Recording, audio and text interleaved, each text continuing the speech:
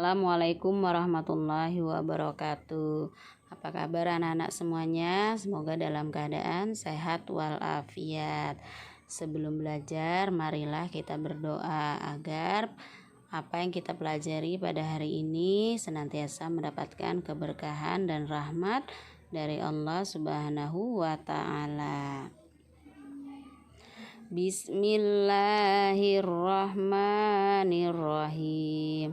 Rabbi zidni ilma warzuqni fahma waj'alni minas sholihin.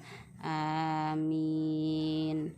Sekarang mari kita memulai pembelajaran. Silakan dipersiapkan buku pelajarannya.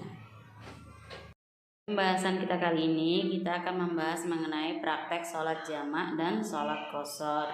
Yang punya buku paket silahkan dilihat pada halaman 20 dan halaman 19. Ibu ulang, silahkan dibuka di halaman 19 dan halaman 20. Mohon maaf terbalik ibu menyebutnya. Nah, jadi ketika kita di dalam perjalanan jauh yang sekiranya jarak tempuhnya itu kurang lebih 13 jam atau jika diukur itu kurang lebih 80 km. Nah, maka kita memiliki keringanan dalam mengerjakan ibadah sholat. Kita boleh memilih antara menjamak atau mengqasharnya. Nah, pada minggu lalu sudah dijelaskan bahwasanya jamak itu artinya menggabungkan dua menggabungkan dua pelaksanaan sholat fardu 5 waktu di dalam satu waktu. Nah, adapun sholat yang bisa digabungkan itu sholat zuhur dengan asar, sholat maghrib dengan isya. Nah, sedangkan sholat subuh itu berdiri sendiri. Nah, sementara sholat qashar itu adalah meringkas rakaat atau bilangan rakaat sholat yang tadinya 4 menjadi 2. Nah, adapun rakaat yang bisa diringkas adalah sholat zuhur, sholat asar, dan sholat isya, hanya bilangan yang 4 rakaat. Sedangkan maghrib dan subuh itu tidak bisa diqashar, jumlah rakaatnya tetap yaitu 3 dan 2 ya. Di sini ada sebuah ayat yang menyatakan bahwasanya Allah Subhanahu wa Ta'ala itu menghendaki kemudahan bagi kita ya, dan tidak menginginkan kita dalam kesukaran. Bisa dilihat, yuridullahu bikumul yusra wa la yuridu bikumul usra. Artinya Allah menghendaki kemudahan bagimu dan tidak menghendaki kesukaran bagimu.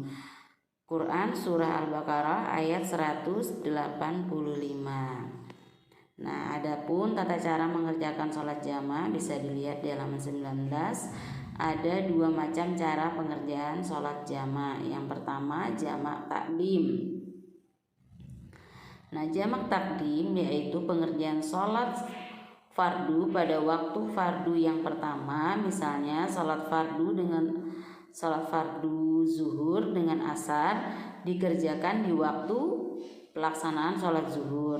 Nah, sholat maghrib dilaksanakan pada sholat isya di waktu maghrib secara berturut-turut, tidak boleh diselingi oleh sunnah ataupun perbuatan lainnya. Kemudian jamak takhir. Nah, jamak takhir itu mengerjakan 2 sholat fardu pada waktu fardu yang kedua. Misalnya sholat zuhur dengan asar dikerjakan di waktu sholat asar.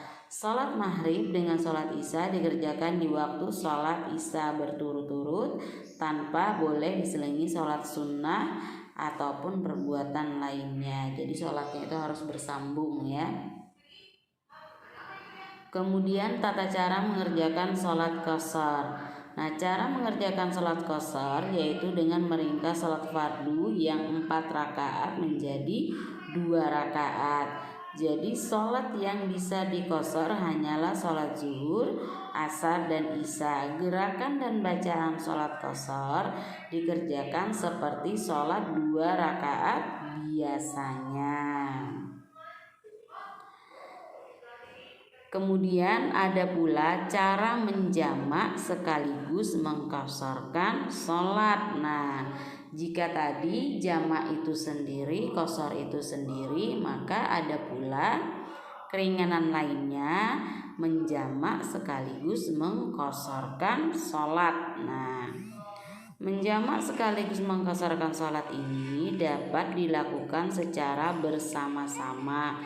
Artinya kita mengerjakan 2 sholat fardu dalam satu waktu sekaligus meringkas rakaatnya. Adapun yang perlu diingat pada cara pengerjaan adalah dengan mengerjakan sholat tersebut secara berturut-turut. Artinya setelah selesai dalam sholat yang pertama, kita langsung mengerjakan sholat yang kedua. Tidak boleh ada sholat sunnah ataupun perbuatan lainnya. Jadi ketika ingin berzikir itu nanti dilakukan setelah selesai sholat yang kedua.